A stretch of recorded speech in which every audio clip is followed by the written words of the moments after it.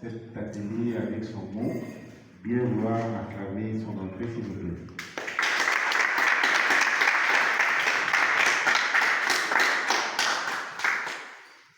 Ok. Bonjour. Bonjour madame. Bonjour à tout le monde. Bonne dégustation. Alors, nous allons commencer par le mot. Comme cela a été annoncé, je vais vous communiquer les paroles de la présidente qui est absente pour des raisons professionnelles.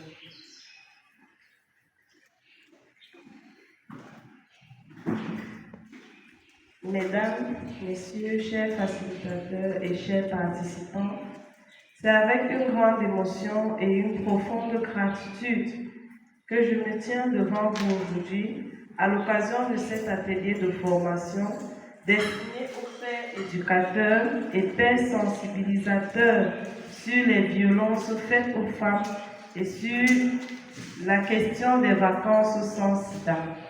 Ce moment est crucial pour nous tous, car il nous permet d'aborder des sujets qui touchent au cœur même de notre société et de nos valeurs chrétiennes. Les violences faites aux femmes sont un fléau qui touche toutes les couches de notre société. Au Cameroun, des milliers de femmes souffrent en silence, victimes de violences physiques et psychologiques et sexuelles. Ces actes ne sont pas seulement des violations des droits humains, mais ils sont également contraires aux enseignements de l'Évangile. La violence à l'égard des femmes est souvent alimentée par des croyances culturelles profondément enracinées et des structures patriarcales qui n'ont que trop duré. Il est essentiel de reconnaître que ces violences prennent des multiples formes. Violence domestique, violence conjugale, harcèlement sexuel et bien d'autres.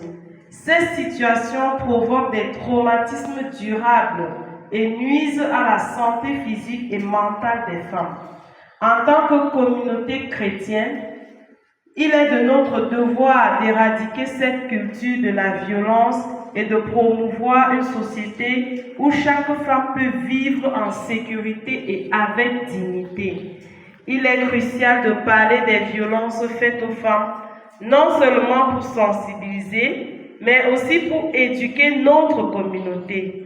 En abordant ce sujet, nous brisons le silence qui entoure ces violences et nous donnons une voix à celles qui n'en ont pas.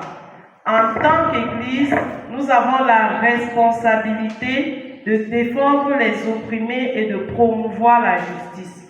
De plus, la question des vacances sans sida est intimement liée à celle des violences faites aux femmes. Les femmes sont souvent les plus touchées par le VIH-Sida en raison des inégalités de genre et de violences sexuelles.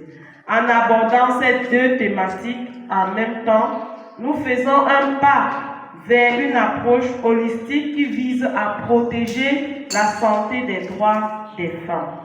Au nom de la directrice du département Famille et Genre, je tiens à exprimer ma sincère gratitude envers l'Église évangélique du Cameroun pour son accompagnement inestimable dans cette lutte.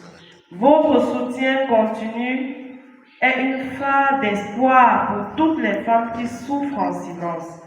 Grâce à votre engagement, nous pouvons travailler ensemble pour bâtir une société plus juste et équitable.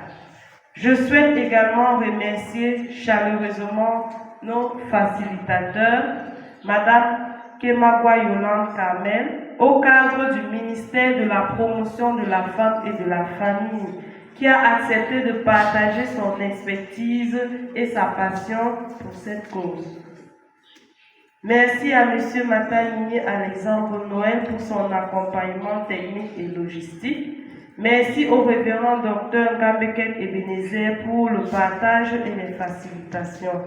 Merci à la paroisse 100% EEC de Siméon pour le cadre.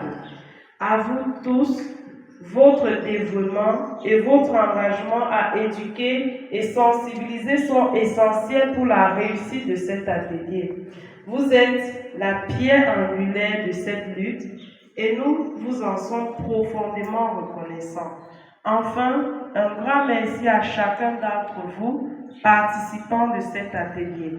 Votre présence ici témoigne de votre engagement à lutter contre les violences faites aux femmes et à promouvoir des vacances sans sida.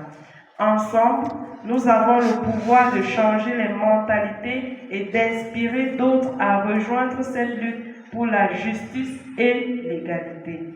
À travers cet atelier, nous faisons le choix de nous engager ensemble dans cette lutte. Ensemble je vous invite à adopter le slogan « Ensemble pour un avenir sans violence, sans sida ». Ensemble pour un avenir sans violence, sans sida.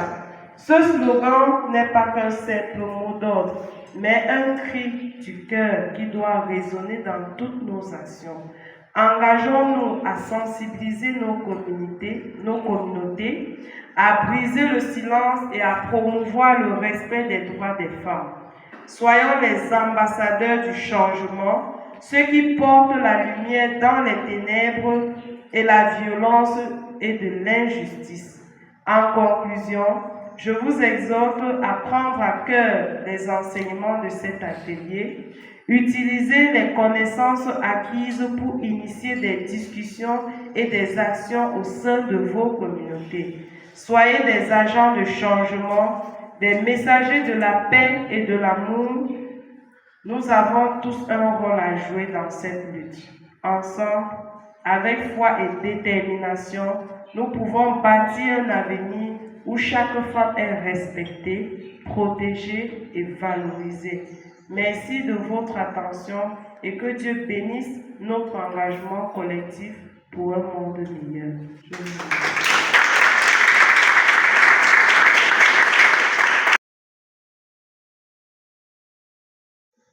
Vous comprenez un peu, non? Donc, je vais laisser le document. Il est très important que vous puissiez le lire, l'assimiler.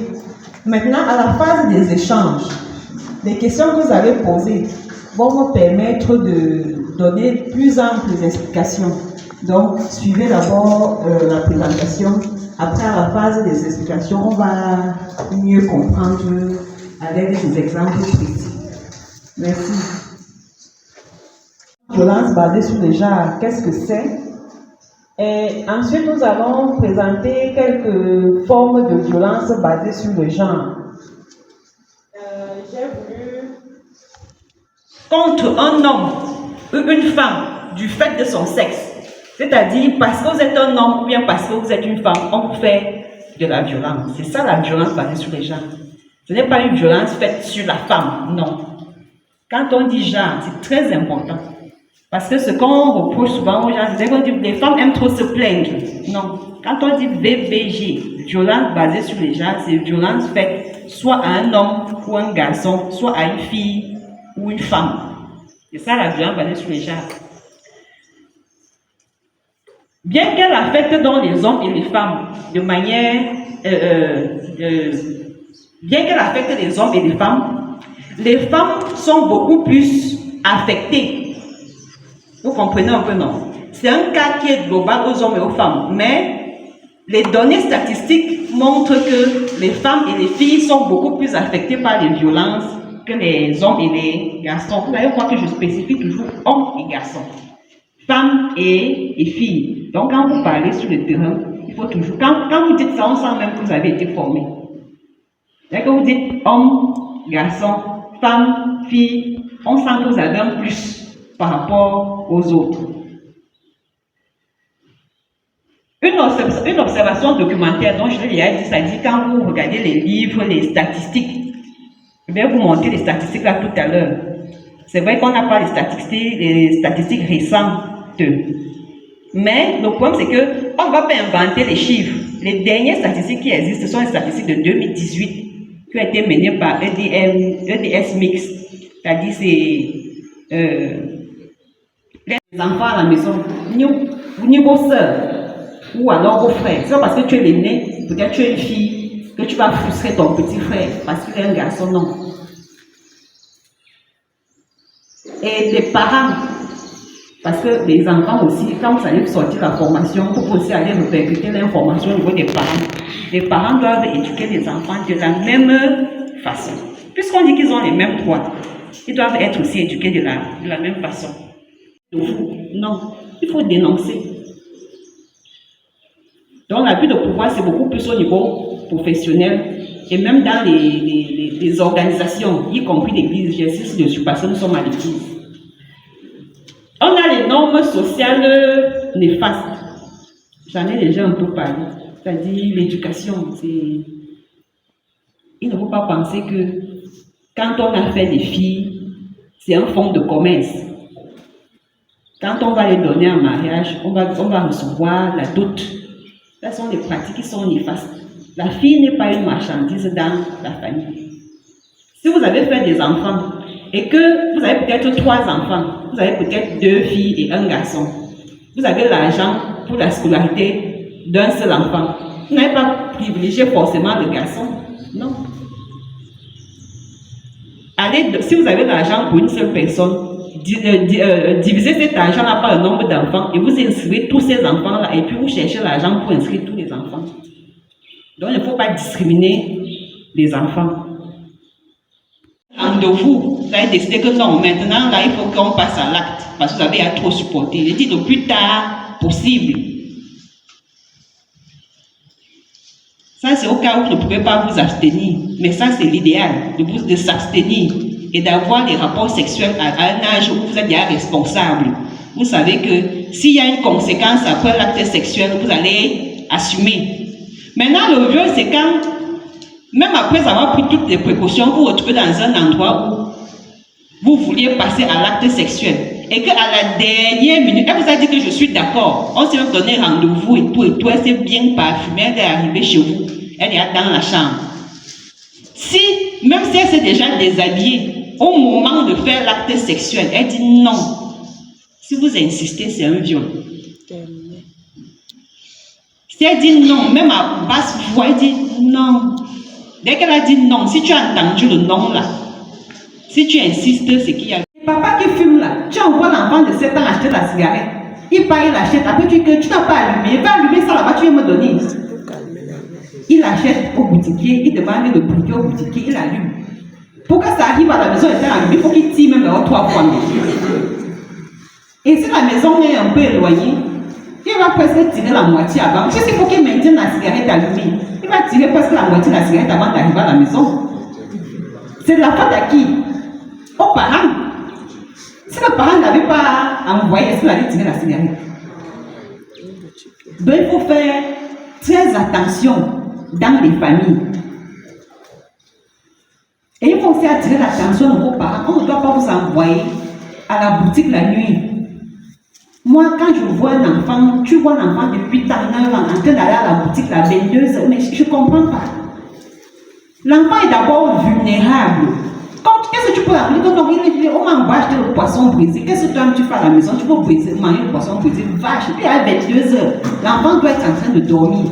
Parce que quand tu l'envoies à l'extérieur à 22h, il est femmes et 44% d'hommes de 15 à 49 ans ont subi les actes de violence physique ou sexuelle. Si on ne fait pas une enquête, une étude approfondie, on ne peut pas avoir ces données chiffrées. Donc, ce sont des données qui sont très importantes d'avoir. Quand tu parles et que tu donnes des données comme ça, là, on sait que non, tu as été formé. Mais malheureusement, ce sont des données, comme je disais à l'entame, ça date de 2018. Parce que les études coûtent cher. Il faut faire ça peut-être dans une zone, il faut interroger les gens, il faut... Parce que ça doit être des données fiables. Vous voyez, le contrôle exercé par le mari. Environ un quart des femmes de 15 à 49 ans ont déclaré que leur conjoint avait déjà exercé au moins 3 des comportements de contrôle cités, 26%. Parmi les hommes de 15 à 49 ans, 36% ont déclaré que leurs épouses partenaires ont déjà exercé au moins 3 des comportements contrôlés cités. Donc, ce sont les données. Bon, j'ai mis la recherche d'aide là en rouge parce que je voulais insister dessus. Parmi les femmes qui ont subi les violences physiques ou sexuelles, un peu plus de la moitié, donc 52%, n'ont pas recherché d'aide et n'ont parlé à personne de ce qui leur est arrivé. Vous comprenez ce que ça veut dire? C'est-à-dire exposé. C'est leur problème là-bas, je ne m'en mêle pas. Non, vous devez intervenir, même en donnant seulement la lettre. Vous suivez en montant, vous racontez même 10 personnes, vous racontez que grand frère, je suis les bruits dans la maison. C'est comme si une femme qui est en train de subir les cas de violence là-bas. Ne serait-ce que pour votre conscience. Si aujourd'hui là, même si 5 personnes seulement retiennent 2 phrases de ce que j'ai dit, pour moi c'est bon. J'ai atteint mon objectif. Il faut continuer parce que si 5 personnes retiennent, une chose est sûre, c'est qu'ils vont arriver dans leur maison, ils vont raconter, 5 autres personnes vont retenir, 5 fois 5. C'est comme ça que ça va partir. Vous savez que la sensibilisation, c'est le travail continu, perpétuel. Il y a des amenants chaque jour, prendre les drogues là. C'est un impact négatif. Il y a les leaders qui sont néfastes. C'est-à-dire que vous êtes dans une salle de classe comme ça, il y a un leader qui est dans tous les coups foireux. Dès qu'on va dire qu'on a attrapé un coup là-bas, on joue un Django. Son nom est toujours là. C'est-à-dire que son nom ne va manquer dans rien qui est négatif. Mais il y a aussi les leaders qui sont des bons leaders. C'est lui qui crée les groupes d'études. C'est lui qui va initier un travail communautaire. Il y a un pont là qui est cassé, qui dit bon, samedi là, il faut qu'on évacue la rigole, c'est pour que l'on n'entre plus au quartier comme ça, pour que l'on n'entre plus dans les maisons. C'est ça. Déjà. Donc nous allons passer à 20 minutes de questions. Parce que cet atelier est censé se terminer autour de 12 heures. On a encore un deuxième thème. Donc pour respecter les délais, on va prendre 20 minutes seulement pour les questions. Et on va prendre en série. Bon, on va prendre une série de 5 questions pour l'instant. Oui, on a Tata qui a une question qui est encore. Sur ceux qui veulent parler, on va recenser. De toute façon, on ne veut pas les questions qui accouchent d'autres. On a 4, 5, 6. Voilà. On va commencer par Tata de Ahala.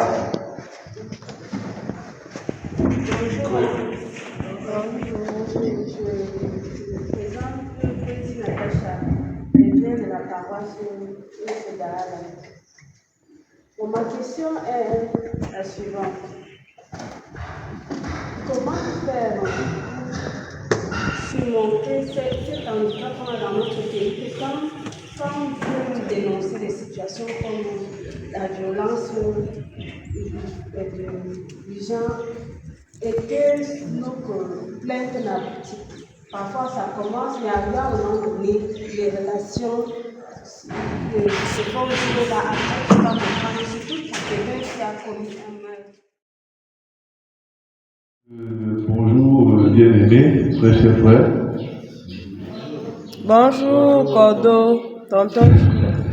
Bonjour, très cher bien-aimé. C'est le froid qui nous dérange, quoi. Merci. Ok, je remercie comme ça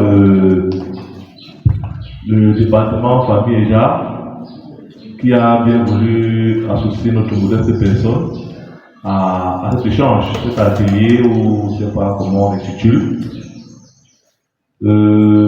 qui a tout son pesant, tout son sens. Donc, vraiment merci. Merci à tous les organisateurs. Une fois que nous l'avons dit, les questions de présenter un peu les axes de notre propos sur le contexte et la connaissance, parce que je pense que la cible principale ici sont les jeunes, ou alors les intervenants sont de l'EEC. Donc nous devons connaître un peu ce que c'est que le département et quel est son rôle. Après cela, nous allons définir quelques concepts clés. Après la définition de quelques concepts clés, nous allons revenir sur la connaissance du SIDA. C'est là qui va s'appesantir notre propos, la transmission, les symptômes, pourquoi se protéger, comment se protéger. Et parfois des choses que l'État n'arrive pas à faire, ou peut-être que nous on banalise, quand on se retrouve à l'église ici, on est plus enclin à comprendre. Et nous devons bien assimiler cela pour répercuter, comme je pense par la suite ce sera fait, pour aller dans les paroisses. Donc il faut connaître que le département famille et genre a pour devise, préservons la famille, équilibrons la vie. Vraiment, est-ce que ça nécessite une explication? La famille, c'est le socle de base de l'État. Si on échoue au niveau de la famille, vraiment c'est le bordel, si vous permettez l'expression. Donc c'est bon à savoir. La dame qui nous a précédé tout à l'heure a dit ce que le département famille déjà fait chez nous, c'est l'équivalent sur le plan étatique du ministère de la promotion de la femme et de la famille. En liaison peut-être avec le ministère des Affaires sociales et le ministère de la Santé, le ministère de la Jeunesse et de l'Éducation civique. Donc voilà un peu ce qu'est le département famille et genre, ce que nous devons savoir en gros. Je vais rapidement prendre mon règlement intérieur de l'Église pour dire département famille et genre, article 253, page 143, pour ceux qui ont ce document essentiel. On dresse ici que nous avons jugé opportun de revenir là-dessus. Qu'est-ce qu'une IST? C'est d'abord un sigle. C'est d'abord un sigle qui signifie infection sexuellement transmissible. On dit que c'est une infection qui est transmise principalement par voie sexuelle. Les IST peuvent être causées par des bactéries, des virus, des champignons ou des parasites. Voilà la définition de IST. On dit infection qui est transmise principalement par voie sexuelle. Vous allez comprendre pourquoi nous avons retenu IST malgré que ça ne figure pas là. Et les exemples d'IST, c'est vrai qu'on va s'appesantir sur le sida, mais il y en a plusieurs qui sont des corollaires au VIH-Sida. Il y a le chlamydia, il y a les herpès, il y a la syphilis, la gonococcie, etc., etc. Voilà les maladies similaires au VIH-Sida. Sida lui-même, qu'est-ce que ça signifie? Syndrome? Quelqu'un a la réponse? Voilà. Immunodéficience humaine. Le sida est le stade le plus avancé de l'infection par le VIH, caractérisé par une immunodéficience grave et des infections opportunistes. Je pense qu'en sciences, même à l'école, on nous donne les maladies opportunistes au sida, etc. Donc voilà un peu ce qu'on peut donner comme définition à sida. Maintenant, c'est quoi les vacances? C'est quoi les vacances? Les vacances, on entend par vacances le moment idéal pour se descendre, pour se détendre, se ressourcer et profiter de nouveaux horizons. Et qui mieux que les jeunes ou alors les qui profitent réellement généralement des vacances? Je pense que ce sont les jeunes. Et nous sommes en période de vacances. Et maintenant, donc, comment on sait que c'est le moment pour la détente, pour les risques auxquels la jeunesse peut faire face. Raison pour laquelle donc le département famille déjà a cru bon qu'il fallait essayer de s'asseoir autour de cette thématique vacances sans sida. Donc c'est opportun de parler de ça en cette période. Sous d'autres cieux, vous entendez souvent vacances sida dans les synergies africaines. Vous avez entendu parler des synergies africaines ici à Saint-Hélène, le siège à Hélène là. Chaque vacances, il y a les pères éducateurs qu'on forme pour descendre sur le terrain. Donc si l'Église aujourd'hui a également compris qu'il fallait armer sa jeunesse pendant les vacances, on doit s'en réjouir. Qu'est-ce que nous devons savoir sur le sida? Comment est-ce que ça se transmet? Le VIH-Sida a trois principales formes de transmission. Il y a la voie sexuelle, c'est-à-dire qu'il y a partage de sang. On peut transmettre le VIH-Sida. Par voie sanguine, on peut utiliser une lame de rasoir, peut-être même nous les filles, quand on fait les boucles là, on doit pincer les oreilles. Tous ces gens c'est ça on dit par voie sanguine. Quand on pince là, le sang, il y a un petit sang qui sort quand même au niveau de l'oreille. Si l'outil utilisé par la personne qui nous pince l'oreille n'est pas sain, on peut également contracter le VIH-Sida. Et enfin, il y a la voie materno-fétale. Materno-fétale, ça veut dire que quand une femme est enceinte, c'est fort probable que l'enfant qui est, et si elle est séropositive, c'est fort probable qu'elle transmette la maladie à l'enfant. Mais Dieu merci, de plus en plus, avec l'évolution de la science, c'est très réduit, cette voie-là. Donc, une maman séropositive peut bien faire des enfants, bien faire des enfants sains. Alors, comment autour de nous pour que le taux de prévalence baisse? C'est par là que nous allons terminer le taux de prévalence, parce que là aussi, il faut dire, les efforts colossaux sont faits au niveau de l'État, avec les partenaires de développement, l'OMS, bref, tous ces partenaires de développement que vous connaissez si bien, sont en train de faire des pieds et des mains pour que le taux de prévalence baisse. Et je pense qu'en 2018, si on était à 5,4, aujourd'hui en 2024, d'après les dernières statistiques, le taux de prévalence a baissé à 2,7. Sauf que, même quand ça c'est descendu à 2,7 là, la majeure partie, laissez-moi vous dire, c'est nous les jeunes. C'est nous les jeunes. Parce que vous avez suivi qu'on dit que le taux de prévalence chez les jeunes de moins de 15 ans est à 27%. 27%, statistique de 2022. Donc vous comprenez que c'est les 2,7% sur le plan général. C'est-à-dire que les jeunes ont au moins même 75% là-dedans. Donc c'est notre combat, cette affaire de VIH/SIDA. C'est notre affaire. Donc prenons nos responsabilités, sensibilisons, prenons d'abord des exemples des comportements sains autour de nous, seront des modèles. Et on dit que l'exemple vaut mieux que la leçon. On n'aura même pas besoin de parler. En voyant notre manière de faire, les autres vont souvent suivre notre comportement et nos attitudes. Et on dira que les jeunes de l'EEC, l'Église évangélique en général, a également joué sa partition dans la mise sur pied d'une jeunesse citoyenne, républicaine, et qui combat les fléaux de la société. Donc voilà un peu en gros ce que nous pouvons dire brièvement sur ce sujet pour lequel nous avons été pris à chaud. Nous allons nous payer également l'exercice des questions-réponses ou des remarques et des compléments comme cela a été fait tout à l'heure. Donc nous vous remercions pour votre véritable attention. Et notre soutien.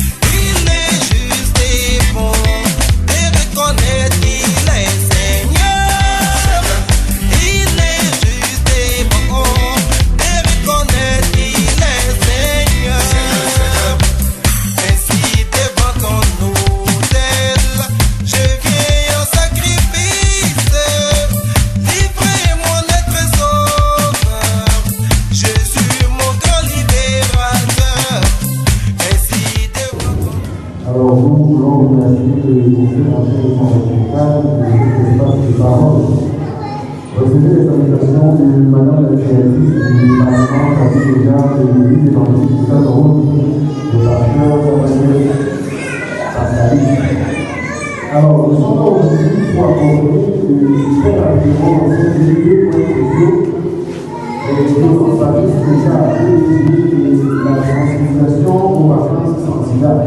Ces deux campagnes que lance le département fallait déjà pendant ces vacances. Chaque jour, des filles sont détruites par les violences et les jeunes sont exposés à des risques sanitaires que nous devons prévenir. Ensemble, nous devons sensibiliser à agir pour créer un environnement sain pour tous. Les violences basées sur le genre appelé DPJ sont des violences qui peuvent se définir comme toute forme de violence découlant des inégalités de genre. Violence physique, violence sexuelle, violence psychologique, violence légale, violence économique. Les garçons et hommes, les filles, les femmes sont souvent victimes des DPJ, même si les statistiques présentent plus les filles que les femmes.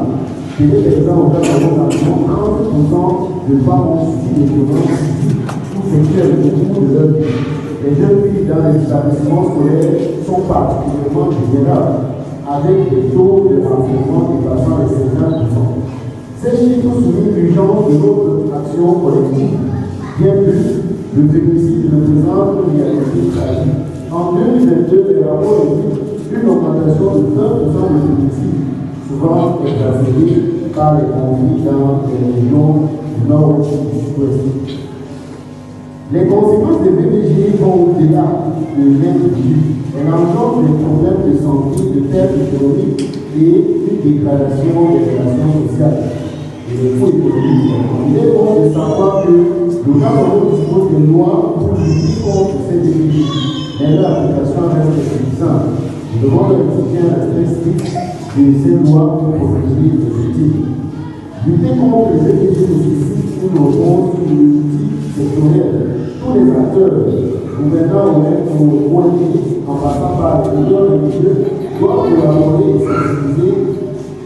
sensibiliser dans les communautés, dans les paroles, dans les cellules de prière, les familles, les chorales, puis les mouvements est essentiel pour changer les mentalités et aider ceux qui souffrent.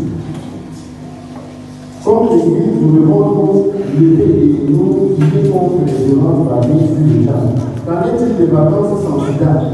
Parlons maintenant du VIH, un fléau qui touche notre jeunesse. Environ 1 jeune sida, je ne sais pas. Pendant les vacances, les comportements à risque augmentent, rendant la sensibilisation encore plus cruciale.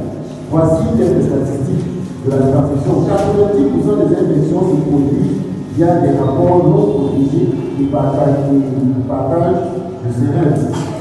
Les jeunes âgés de 15 à 24 ans représentent 1% des nouvelles infections de VIH dans le monde. Devant ces chiffres, il est impératif d'adopter des pratiques de protection, c'est-à-dire l'abstinence, la fidélité, le dépistage régulier. Chers jeunes, en ce temps de vacances, évitez de vous livrer à des pratiques qui pourraient hypothéquer vos vies. Pratiquer l'abstinence, qui est d'ailleurs une recommandation divine consignée dans la Bible. Au demeurant, sachant que la connaissance est une arme puissante. Étudiez-vous et vos pères de VIH et de VBG. Ne laissez pas l'ignorance mettre vos vies en danger. Mes chers frères et sœurs, la lutte contre les violences basées sur le genre et la prévention du sida sont des combats que nous devons mener ensemble. Chaque acteur de notre société a un rôle à jouer. Engageons-nous à éviter, soutenir et protéger nos vies, nos familles, nos communautés. Évitons les violences basées sur le genre contre les autres et dénoncer toute tentative que vous pouvez subir. Je vous invite à adopter le credo à dire ensemble nous pouvons bâtir un avenir sans violence du sida. Si la communauté est d'accord, nous pouvons le communauté. Ensemble, nous pouvons bâtir un avenir sans violence et sans sida.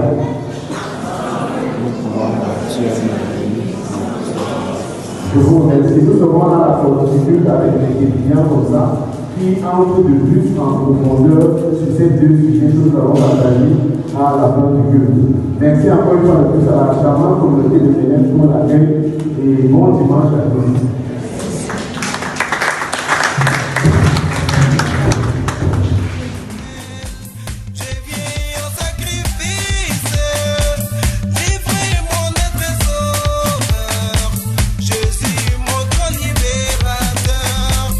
Jésus tient ses promesses, alléluia.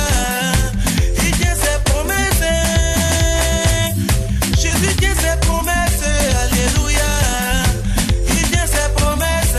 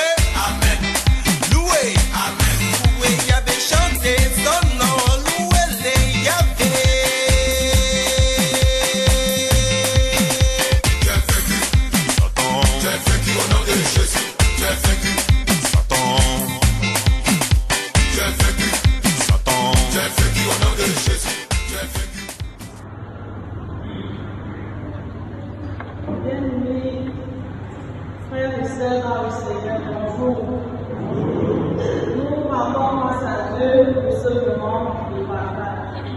Nous remercions également le conseil d'anciens et ses responsables pour le temps de parole. Alors, nous sommes une délégation représentant le département famille et genre. Nous sommes là pour sensibiliser sur les violences basées sur le genre et les vacances sans sida. Recevez les salutations de Madame la directrice nationale du département famille et genre de l'Église évangélique du Cameroun, à la personne de la révérende Madame Moudé Passali, épouse l'Afrique. Aujourd'hui, nous voulons aborder deux enjeux cruciaux: les violences basées sur le genre et la sensibilisation aux vacances sans sida. Chaque jour, des vies sont détruites par la violence et des jeunes sont exposés à des risques sanitaires que nous pouvons prévenir. Ensemble, nous devons sensibiliser et agir pour créer un environnement sûr et sain pour tous. Les violences basées sur le genre se définissent comme toute forme de violence découlant des inégalités de genre. Ces violences incluent les violences physiques, les violences sexuelles, les violences psychologiques, les violences verbales et les violences économiques. Les garçons et les hommes, les filles et les femmes sont souvent victimes des VBG entendus comme violence basée sur le genre, même si les statistiques présentent plus des filles et des femmes. Tenez par exemple au Cameroun, environ 30% des femmes ont subi des violences physiques ou sexuelles au cours de leur vie. Les jeunes filles dans les établissements scolaires sont particulièrement vulnérables, avec des taux de harcèlement dépassant 50%. Ces chiffres soulignent l'urgence de notre action collective. Bien plus, le féminicide représente une réalité tragique. En 2022, les rapports indiquent une augmentation de 20% de féminicides, souvent exacerbés par les conflits dans les régions du nord-ouest et du sud-ouest, et les images d'une atrocité indescriptible de l'expression insensible devant ces victimes de violence qui choisissent de subir en silence, et ces survivantes qui surmontent leur expérience et méritent de respect et soutien. Les conséquences des victimes basées sur des violences basées sur le genre vont au-delà de l'individu. Elles engagent des problèmes de santé, des pertes économiques et une dégradation des relations sociales. Les coûts économiques des VBG pour le Cameroun sont estimés à plusieurs millions de dollars par an, affectant notre développement. Il est bon de savoir que le Cameroun dispose des lois pour lutter contre les VBG, mais leur basée sur le genre, et chacun doit savoir qu'il a un rôle à jouer dans cette lutte, car la violence n'a jamais coupé. Parlons maintenant du VIH-Sida, un fléau qui touche notre jeunesse. Environ 1 jeune sur 4 vivant avec le VIH. Pendant les vacances, les comportements à risque augmentent, rendant la sensibilisation encore plus cruciale. Voici quelques statistiques de la transmission. 90% des infections se produisent via les rapports non protégés et le partage de ces mains. Les jeunes et le VIH. Les jeunes âgés de 15 à 24 ans représentent 30% des nouvelles infections au VIH. Devant ces chiffres, il est impératif d'adopter des politiques de protection. Premièrement, nous avons l'abstinence, retarder les relations sexuelles jusqu'au mariage. La fidélité, avoir un partenaire unique, tester et connu pour les mariés. Dépistage régulier, un test rapide peut sauver. Chers jeunes, en ce temps de vacances, évitons de nous livrer à des pratiques qui pourraient hypothéquer nos vies. Pratiquons l'abstinence qui est d'ailleurs une recommandation divine consignée dans la Bible. Au demeurant, sachant que la connaissance est une arme puissante, éduquons-nous et nos pères sur le VIH/SIDA et les violences basées sur le genre. Ne laissez pas l'ignorance mettre vos vies en danger. Ne laissons pas l'ignorance mettre nos vies en danger. Chers frères et sœurs, en Christ, la lutte contre les violences basées sur le genre et la prévention du sida sont des combats que nous devons mener ensemble. Chaque acteur de notre société a un rôle à jouer. Engageons-nous à éduquer, soutenir et protéger nos familles et nos communautés. Écoutez les VPG contre vos proches. Dénoncez toute tentative que vous subissez. Dénoncez toute tentative que vous subissez. Je vous invite à adopter ce credo et à le dire avec moi. Ensemble, nous pouvons bâtir un avenir sans violence et sans sida. Ensemble, nous pouvons bâtir un avenir sans violence et sans sida. On peut reprendre ça, s'il vous plaît. Ensemble, nous pouvons bâtir un avenir sans violence et sans sida. Alors, je vous remercie pour votre attention et avant de quitter ce public, je vais vous présenter également mon équipe. Je suis avec le frère Aimé Daoud et Priscilla Adonais. Moi, je suis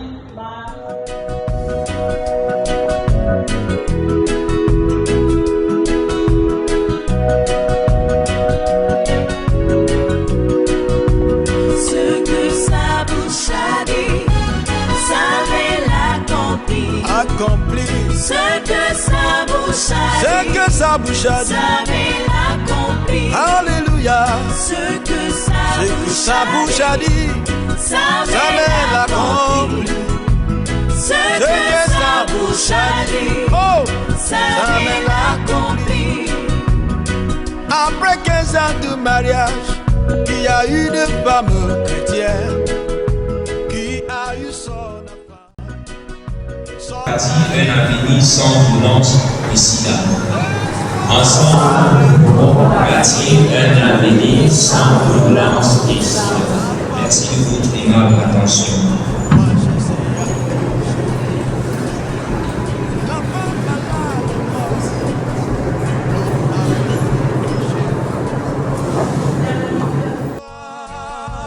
La femme a pris son enfant, elle continue d'affirmer.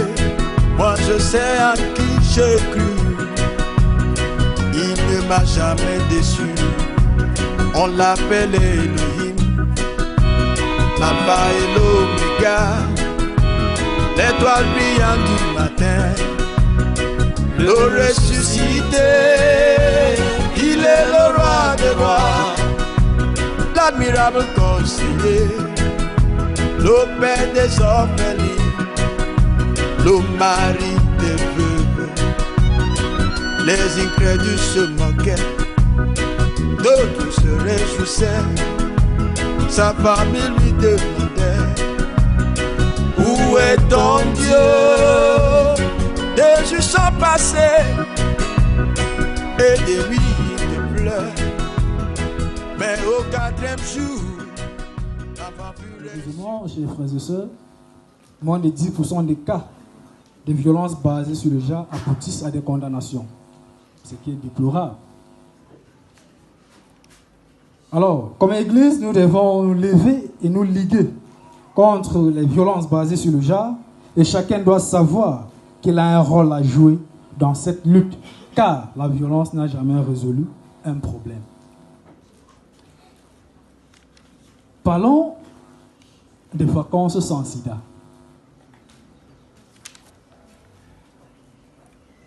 Le sida, c'est un fléau qui touche notre jeunesse.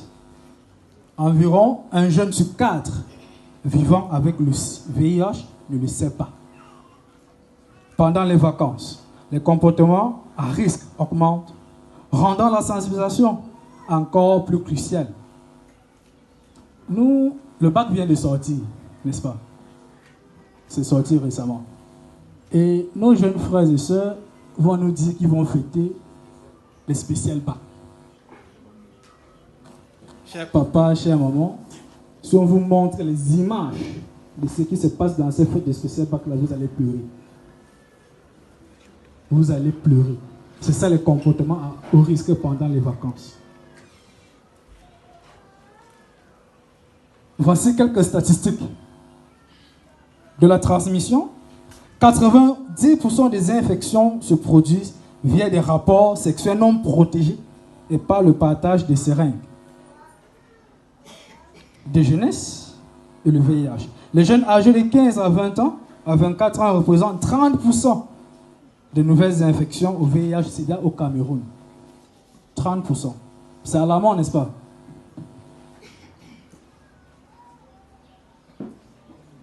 Devant ces chiffres, il est impératif d'adopter des pratiques de protection. Entre autres, l'abstinence, qui consiste à retarder les relations sexuelles jusqu'au mariage. Mais combien le font? La fidélité, c'est avoir un partenaire unique, testé et connu pour les mariés. Testé et connu pour les mariés. Alors, on a un souci de fidélité. On pense que c'est beaucoup plus pour la femme, hein, que c'est la femme qui doit être fidèle. Ça va de pair. L'homme également doit être fidèle. Et pour les hommes d'habitude, pour défendre leur infidélité, ils disent souvent, la clé qui ouvre toutes les portes, c'est une bonne clé. Mais sauf qu'un jour, tu vas ouvrir une porte qu'il ne fallait pas. Et tu vas t'exposer et exposer également les autres. Nous avons également le dépistage régulier. Un test rapide peut sauver des vies. Chaque 3-6 mois, pensez à vous dépister. C'est gratuit dans certaines formations sanitaires et dans d'autres, c'est abordable à tous, 1000 francs. Chers jeunes, en ce temps de vacances, évitez de vous livrer à des pratiques qui pourraient hypothéquer une violence quelconque. D'accord? Mais lorsque nous parlons de survivantes de violence, à la base, c'est une personne qui a subi une violence, mais qui a décidé de ne pas se taire, qui a décidé de dénoncer cela. Alors, nous devons donc écouter et soutenir les survivantes. Lorsqu'une personne raconte son expérience, il est essentiel de lui donner l'espace sûr dont elle a besoin pour parler et se faire entendre. Il est crucial de ne pas blâmer les survivants et de reconnaître que l'agresseur est l'unique responsable de l'agression. Chers frères et sœurs, les conséquences des violences basées sur le genre vont au-delà de l'individu. Elles engendrent des problèmes de santé, des pertes économiques et une dégradation des relations sociales. Les coûts économiques des violences basées sur le genre pour le Cameroun sont estimés à plusieurs millions de dollars par an, affectant ainsi notre développement. Il est bon de savoir que le Cameroun dispose des lois pour lutter contre les violences basées sur le genre, mais leur application reste insuffisante. Nous devons exiger un respect strict de ces lois pour protéger les victimes et sanctionner les agresseurs. La lutte contre les violences basées sur le genre nécessite une réponse multisectorielle.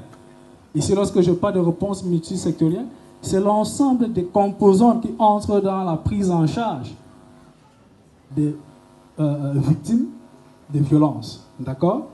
On peut voir, entre parenthèses, le MINAT, c'est-à-dire le ministère de l'administration territoriale, le ministère des Affaires sociales, le ministère de l'Emploi et de la formation professionnelle. On peut voir le CED, c'est-à-dire le secrétaire d'État de la gendarmerie. On peut voir la délégation générale de la Sûreté nationale ou bien la police, tout simplement. On peut également voir des psychologues et ainsi de suite. Donc ce sont ces personnes-là qui prennent en charge les victimes de violences.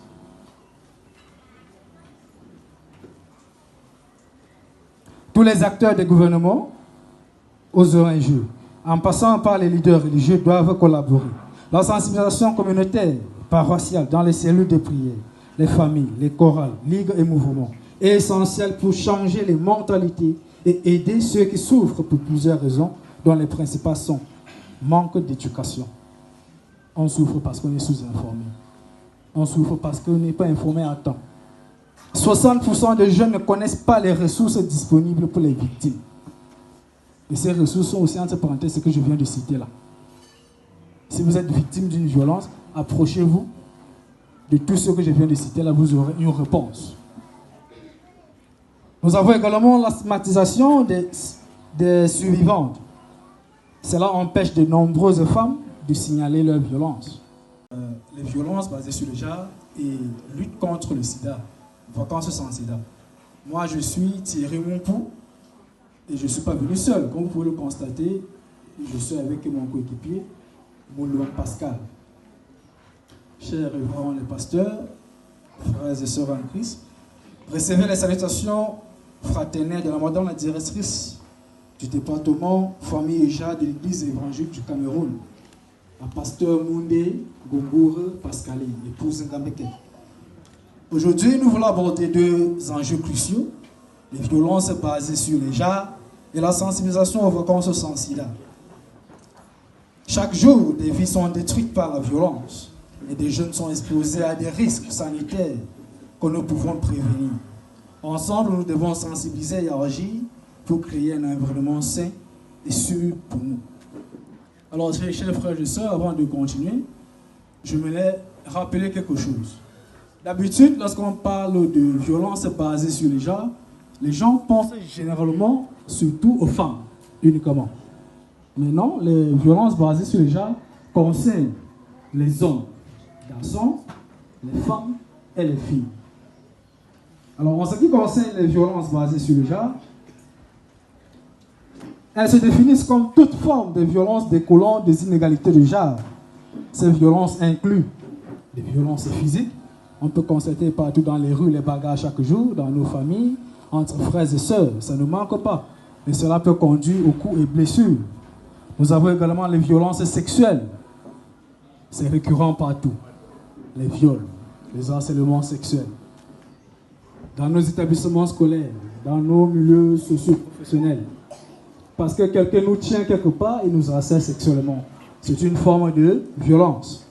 Nous avons également des exploitations sexuelles. Nous avons aussi des violences psychologiques, à savoir les menaces et les intimidations. Sans toutefois oublier les violences verbales. De fois, on néglige ce côté. Maintenant, on dit qu'il y a des paroles qui font mal plus qu'une gifle. Si on nous gifle présentement, avant d'arriver à la maison, c'est déjà fini, n'est-ce pas? Mais il y a des paroles qui vont nous faire mal toute notre vie.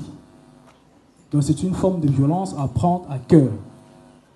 Nous avons enfin des violences économiques basées sur le contrôle des ressources. Chers frères et sœurs, les garçons et hommes, les filles et les femmes sont souvent victimes de violences basées sur le genre, même si les statistiques présentent plus de filles et de femmes. Tenez par exemple au Cameroun, environ 30% des femmes ont subi des violences physiques ou sexuelles au cours de leur vie. Les jeunes filles dans les établissements scolaires sont particulièrement vulnérables, avec des taux de harcèlement dépassant 50%. Ces chiffres soulignent l'urgence de notre action collective. Bien plus, le féminicide représente une réalité tragique. En 2022, par exemple, les rapports indiquent une augmentation de 20% des féminicides, souvent exagérés.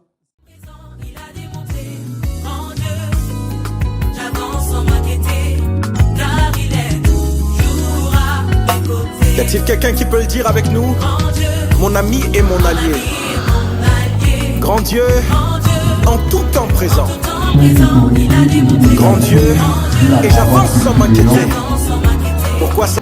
Chers membres du conseil d'anciens, dignitaires, conseillers paroissiaux, en vos titres, grades et qualités respectives, mesdames et messieurs, frères et sœurs en Christ,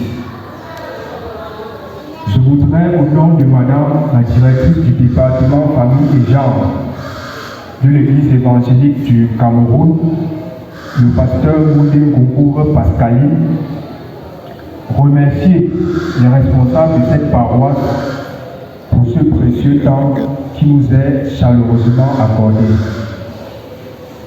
En notre qualité de père éducateur, nous voulons nous exprimer ce jour sur deux thématiques urgentes qui méritent une attention particulière,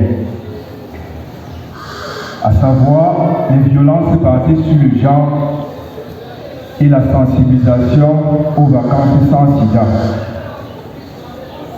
Mesdames et messieurs, les violences basées sur le genre se définissent comme toute forme d'atteinte à l'intégrité physique, morale ou affective qui découle de la hiérarchisation des sexes et du rôle social, sur les abus d'autorité et certaines pratiques culturelles néfastes.